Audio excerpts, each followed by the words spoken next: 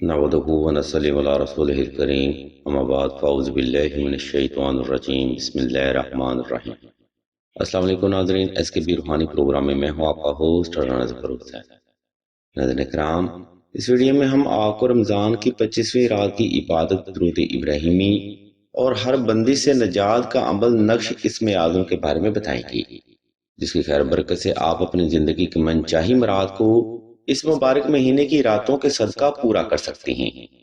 ناظرین محترم، 25 کا علمی عدد 7 بنتا ہے، اور یہ ایک ایسا علمی عدد ہے جو کہ ہر برج کے حامل افراد پر اپنی گہری چھاپ رکھتا ہے، اور جو شخص 25 رمضان کی شب زیادہ سے زیادہ وقت درود ابراہیمی کی کثرت میں گزارتا ہے تو یہ علمی عدد 7 اس فرد کی بد نصیبی کو خوش نصیبی میں بدل دیتا ہے۔ کامیابی کا ہر بند دروازہ اس فرد پر کھل جاتا ہے، بگڑے کام سیدھے ہو جاتے ہیں، ہر بندش اور ناکامی سے نجات ملتی ہے، رزق کے غیبی اسباب پیدا ہوتے ہیں، اور ہر ظاہری اور باطنی دشمن سے بھی نجات ملتی ہے۔ کہنے سے مراد یہ ہے کہ آپ اس ایک رات کی عبادت کے صدقہ اپنی من چاہی مراد کو صدقہ محمد وال محمد حاصل کر سکتے ہیں۔ ناظرین محترم، 25 رمضان کی عبادت کا طریقہ بتانے سے پہلے ہم آپ کو یہ بتانا بھی ضروری سمجھتے ہیں کہ سلسلہ خیر بشریہ نے طاق راتوں کی فضیلت کو مد نظر رکھتے ہوئے 25 رمضان کی دعا کا خاص پروگرام بھی شروع کیا ہے۔ دعا کا یہ خاص پروگرام ان افراد کے لیے ہے جو کہ رزق کی بندش، اولاد کی بندش، محبت کی بندش یا نصیب کی بندش کا شکار ہیں۔ اگر آپ بھی ان معاملات میں اپنی زندگی کو خراب کر رہے ہیں تو ایک بار اس دعا کا حصہ ضرور بنیں۔ ہو سکتا ہے کسی کی آمین آپ کی نیک حاجت پوری کرنے کا ذریعہ بن جائے۔ اگر آپ اس دعا میں اپنا نام شامل کروانا چاہتے ہیں تو کمنٹ سیکشن میں اپنا نام اور اپنا مسئلہ بیان کرتے ہیں۔ سلسلہ کے بزرگ انشاءاللہ آخری دعائیں خاص بھی کریں گے، اور ہر روز کی دعا میں آپ کا نام خصوصی طور پر لیا جائے گا۔ یاد رکھیں، اس نفسا نفسی کے دور میں کسی بھی فرد کا آپ کے لیے دعا کرنا یا حاجت کے لیے آمین بولنا حاجت کی تکمیل اور مشکلات سے نجات کا ذریعہ بن سکتا ہے۔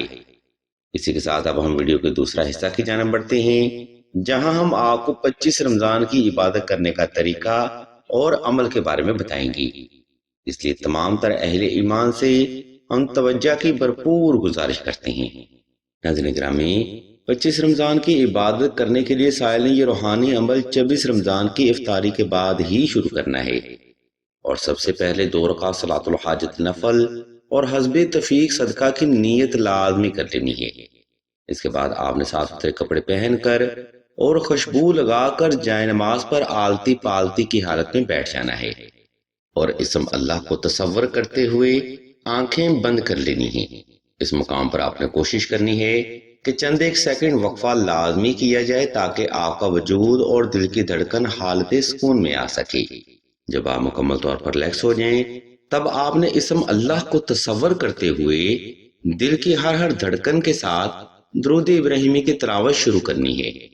ناظرین اکرام، اس عمل میں آپ نے درود ابراہیمی کی تلاوت کم از کم 313 بار یا 515 بار کرنی ہے، کیونکہ 313 کا علمی عدد بھی 7 بنتا ہے اور 515 کا علمی عدد بھی 7 ہی بنتا ہے۔ یاد رکھیں، درود ابراہیمی کی تلاوت اس عمل میں آپ نے مکمل توجہ سے، یکسوئی سے اور آہستہ آہستہ کرنی ہے۔ محترم سامعین، علم روحانیت ہمیں وضاحت دیتی ہے کہ قرآن کی تلاوت ایسے کرنی چاہیے جیسے کہ قرآن پڑھنے کا حق ہوتا ہے۔ اہل محبت بیان فرماتے ہیں کہ درود ابراہیمی محبت بھی ہے، عبادت بھی ہے، دعا بھی ہے، شفا بھی ہے، عشق مصطفیٰ بھی ہے، حاجت پوری کرنے کا ذریعہ بھی ہے، نماز کا ستون بھی ہے، دلوں کا سکون بھی ہے، اولیاء اللہ کا طریقہ بھی ہے، فرشتوں کو حکم بھی ہے، آقا کریم سے محبت بھی ہے، مومنوں کے لیے شفاعت بھی ہے، روحانیت کی شرط بھی ہے، اول ترین وظیفہ بھی ہے، اہل بیت سے پکی و سچی محبت کا ثبوت بھی ہے، باطن حاصل کرنے کا ذریعہ بھی ہے، اہل محبت سے وفا کا نظریہ بھی ہے۔ اس لیے درود ابراہیمی ہر مومن کے لیے افضل ترین ذکر بھی ہے، جس کی خیر و برکت سے حاجت مند اور ضرورت مند اپنی خالی جھولیاں صدقہ محمد وال محمد بھرتے ہیں۔ اس لیے تو اہل علم بیان فرماتے ہیں کہ اس ایک دن کے وظیفہ کی خیر و برکت سے آپ تمام زندگی ہر قسم کے قرض، مرض، غربت و افلاس، تنگ دستی، رزق کی کمی، کاروباری ناکامی، رزق کی بندش، اولاد کی بندش، فوبیا، ہسٹیریا، اٹھرا، جادو، سحر و اسیب، دشمن کے خوف اور ہر قسم کی روحانی اور جسمانی بیماری سے نجات پاتے ہیں۔ یعنی یہ ایک دن کا وظیفہ آپ جس بھی حاجت یا ضرورت کے لیے کرتے ہیں تو اللہ کی ذات آپ کو اسی نسبت سے فیض عنایت فرماتے ہیں۔ محترم سامعین، یہ صرف ایک دن کا وظیفہ ہے، اس لیے آپ نے اس وظیفہ کا خوب اہتمام کرنا ہے۔ اب ہم ویڈیو کے دوسرا حصہ کی جانب بڑھتے ہیں، جہاں ہم آپ کو 25 رمضان کو ہر بندش کا توڑ نقش اسم اعظم کے بارے میں بتائیں گی۔ سامعین محترم، ماہ رمضان کا آخری عشرہ اللہ کی رحمتوں، برکتوں اور نعمتوں کو حاصل کرنے کا افضل ترین وقت ہے، جس میں آپ پرانی سے پرانی بندش اور جادو، سحر و اسیر سے بھی نجات پا سکتے ہیں۔ یعنی جو بندشیں یا جادو عام دنوں میں ختم نہیں ہوتے وہ ماہ رمضان کے آخری عشرہ میں ضرور ختم ہو جاتے ہیں، اور ان بندشوں کو ختم کرنے کے لیے سلسلہ کے بزرگ نقش اسم اعظم تحریر فرماتے ہیں۔